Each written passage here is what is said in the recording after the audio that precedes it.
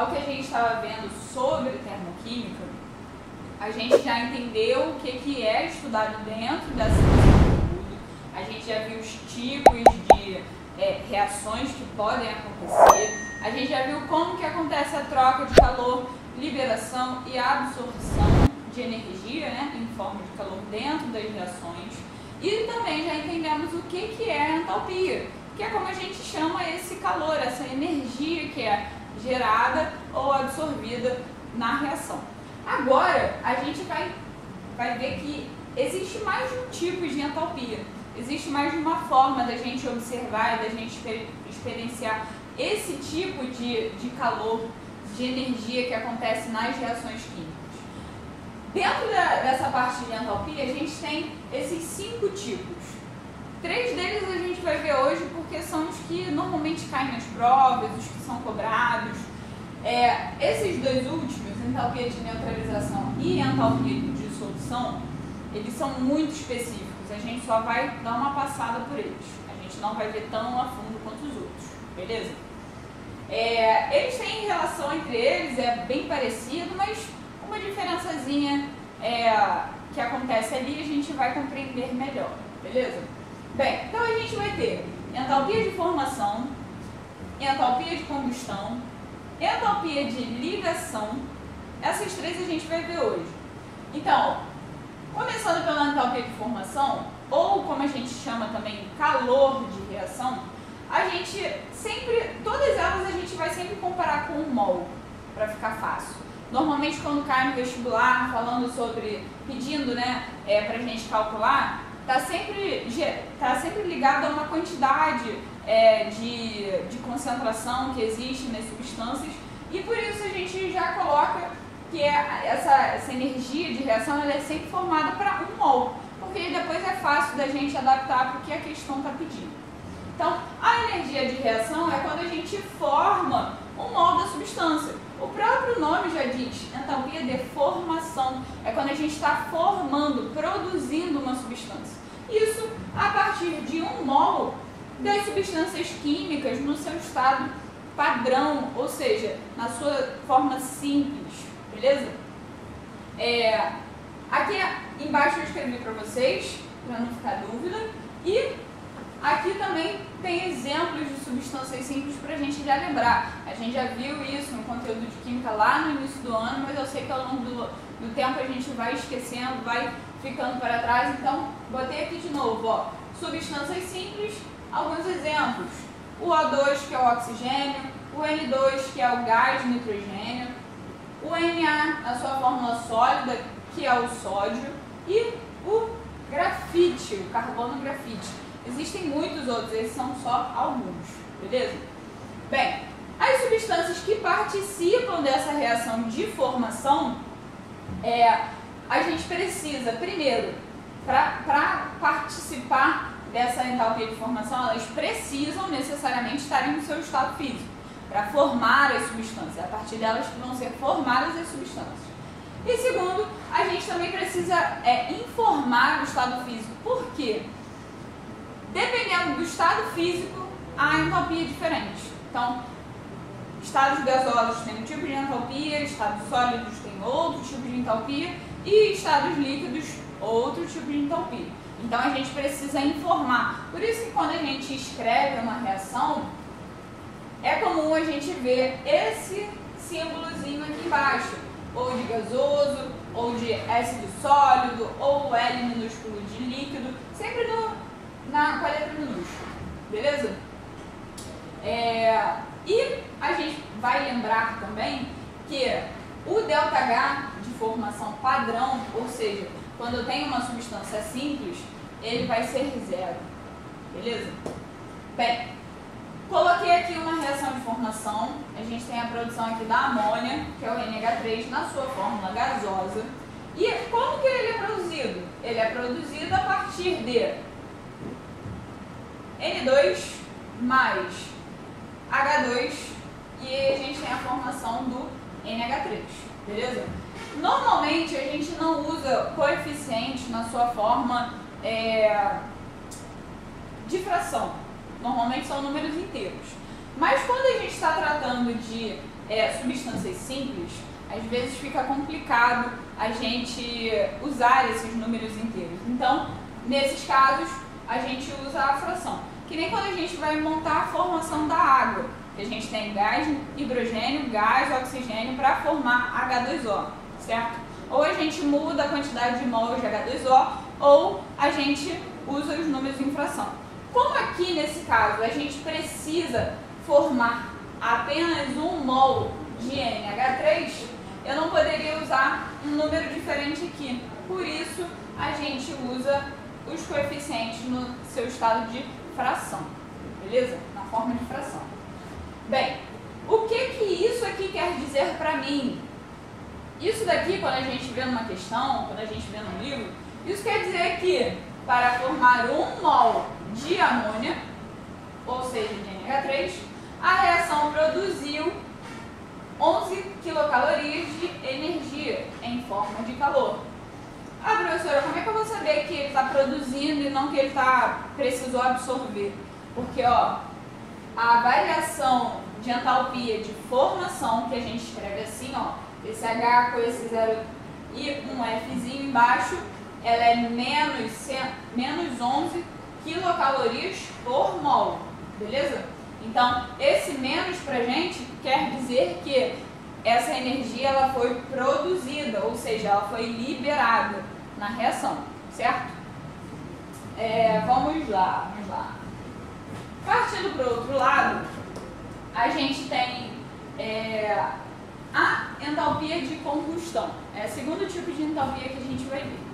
Combustão, vamos começar por aí, combustão é tudo aquilo que está pegando fogo. Então, quando você vê alguém colocando fogo no lixo, aquilo ali formando aquela fumaça, aquela névoa preta, aquilo ali entrou em combustão. Quando você queima o fósforo, aquilo ali entrou em combustão. Então a gente sempre tem um agente acelerante e a gente precisa de oxigênio. Então, para ter uma reação de combustão, a gente precisa de ter ar. Não é por isso que não existe fogo no vácuo, beleza? Bem, a entalpia de combustão é sempre uma reação exotérmica. Por quê? Porque se tem fogo, tem calor. Logo, ela não poderia ser endotérmica, que é uma reação que absorve calor. Ela está sempre liberando essa energia, liberando esse calor para o ambiente, beleza? O calor é liberado na reação de combustão de 1 mol de substância em presença de gás e oxigênio, que foi o que eu acabei de falar. A gente precisa de oxigênio para ter essa reação. E, como a gente tinha visto antes, sempre para 1 mol de substância. Ou seja, que substância vai ser essa? Ou algum acelerante, ou o que a gente chama também de combustível, beleza? Pode ser papel, celulose, algodão, tecido, enfim. Normalmente, quando a gente está tratando de reação de combustão dentro de química, o mais comum é que seja um combustível, certo? Nesse caso aqui, a gente está usando álcool. Mas antes da gente vir, por exemplo, a combustão, vocês já devem ter percebido isso, mesmo sem saber o significado. Por exemplo, colocaram fogo, sei lá, um amontoado de lixo, tinha papel, tinha resíduo, começou a ter fuligem. O que é a fuligem? A fuligem é um produto de uma reação de combustão incompleta, beleza? A gente vai ter 2 tipos. Combustão completa, que é quando eu tenho muito oxigênio, ou seja, eu tenho muito ar ali circulando, e eu vou ter uma liberação grande de energia. Forma gás carbônico e água. O gás carbônico que está aqui representado por CO2 e a água que está representada por H2O líquido, beleza? Essa reação, se a gente for analisar depois, a gente vai ver que a variação de entalpia para essa combustão ela é muito alta. A gente tem aqui menos 1.367 kJ para cada 1 mol de substância que está sendo queimada, beleza? Agora a gente também pode ter a combustão incompleta, que é exatamente quando a gente tem aqueles resíduos, quando a gente produz a fuligem. quando a gente tem pouca quantidade de oxigênio e a gente está produzindo menos energia. Isso quer dizer que o fogo vai ser menor, maior? Não. Só quer dizer que aquilo ali não está queimando como deveria, não está sendo total aquela queima. Beleza? E aí essa reação, ela produz, né, ela forma monóxido de carbono, que é o que a gente escreve como CO, e água também. Beleza?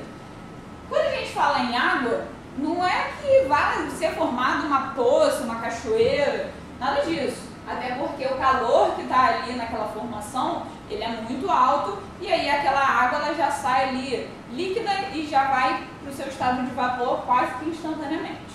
Beleza?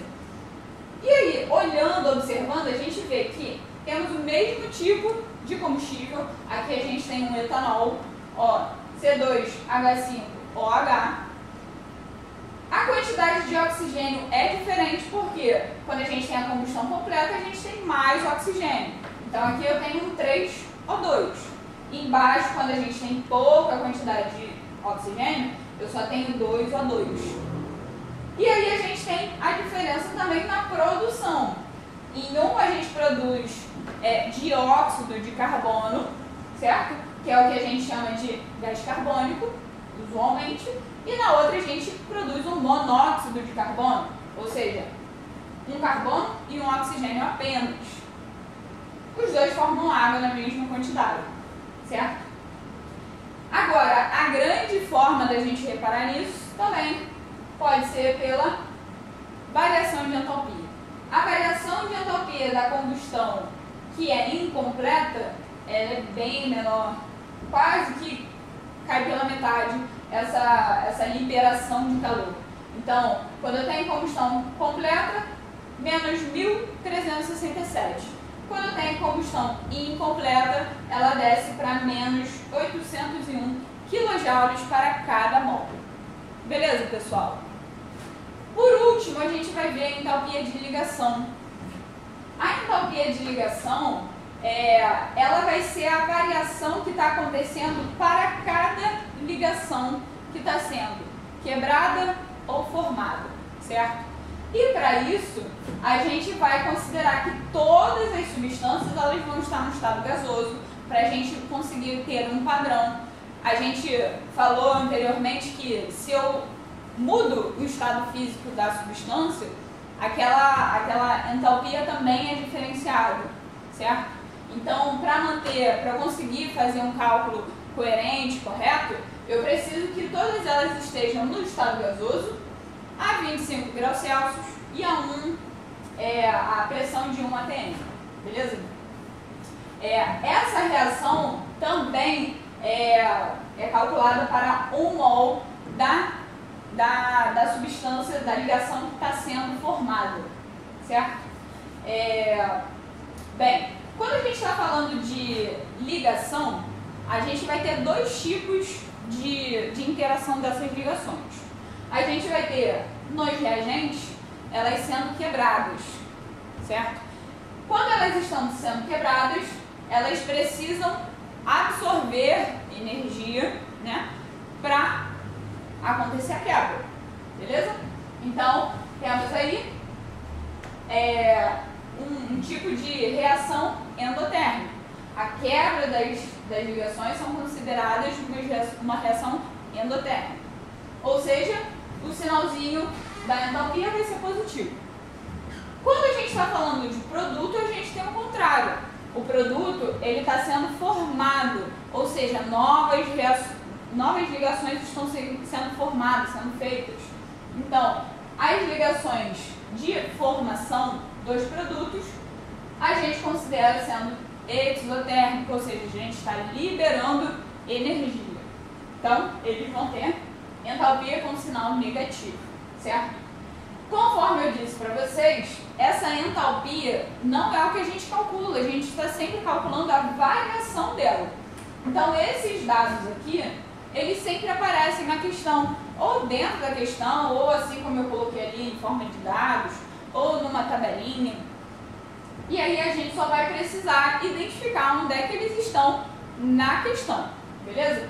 Aqui eu tenho uma reação bem simples de gás hidrogênio com gás cloro, que forma o ácido clorídrico, que é o HCl, certo? Sempre com as suas respectivas quantidades. Eu até esqueci de colocar aqui, ó, mas todo mundo já sabe que quando não temos coeficiente na frente, a gente considera ele como 1. Então, 1 mol de H2 mais 1 mol de Cl2 formam 2 mols de HCl. Quando eu coloco isso, como que a gente vai transformar isso em conta? Como que a gente vai chegar até o ΔH para a gente fazer esse cálculo? Bem, vou observar os tipos de ligação, que é o que eu preciso, né? Entalpia de ligação, e elas vão variar com as ligações que estão acontecendo. Então, ó, H2 nada mais é do que H, ligação simples com outro H. Perfeito? Então, H com H mais 436. Cl2 é a ligação entre dois cloros. Então, tem cloro, ligação simples com outro cloro. Cl com Cl mais 242. Isso aqui tudo junto, esses dois, eu somando, dá mais 678 quilojoules absorvidos. Beleza? Eles foram, essa energia ela foi absorvida para acontecer a quebra. A ligação ela precisa de energia para ser quebrada. Quando a gente está na formação dos produtos, a gente vai ter HCl. Então a ligação aqui é hidrogênio com cloro, certo? A ligação de H com Cl é menos 431 quilojoules para cada mol. Então, como eu tenho 2 mols aqui, eu também tenho que multiplicar essa entalpia. Porque, ó, para cada mol. Isso daqui é importante a gente estar atento e prestar atenção na hora de fazer a questão. Então, como eu tenho 2 mols, eu tenho 2 vezes menos 431. E isso me dá menos 862 quilojoules liberados. A ligação, quando ela forma uma ligação nova, ela libera essa energia que foi absorvida. Certo?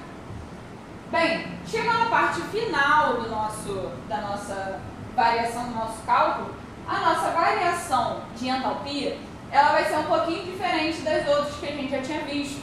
A gente viu que variação final menos inicial. Só que aqui, na variação de entalpia de ligação, a gente tem que calcular um todo, porque as ligações elas estão sendo feitas. A gente está produzindo aquilo ali. Então, para a gente calcular elas integralmente, a gente soma. Então, ΔH vai ser energia absorvida mais energia liberada. Como a energia absorvida é positiva e a energia liberada é negativa, não vai fazer tanta diferença, porque vai ser um menos o outro, certo? Só que não podemos escrever assim, a gente tem que escrever certinho, ó. Absorvida mais liberada.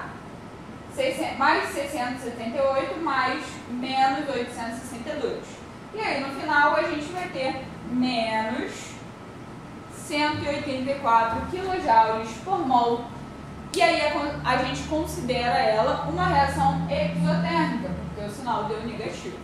Então no final dela, para além dessas observações entre reagente e produto, o que vai determinar se a reação de fato vai ser endotérmica ou exotérmica é sempre o ΔH final, seja de entalpia de ligação, seja de entalpia de combustão, seja de entalpia de formação. O que determina se uma reação vai estar liberando calor ou absorvendo calor vai ser o sinal positivo ou negativo no final do cálculo. Perfeito, galera? Esse conteúdo ele é muito importante, ele sempre cai nas provas.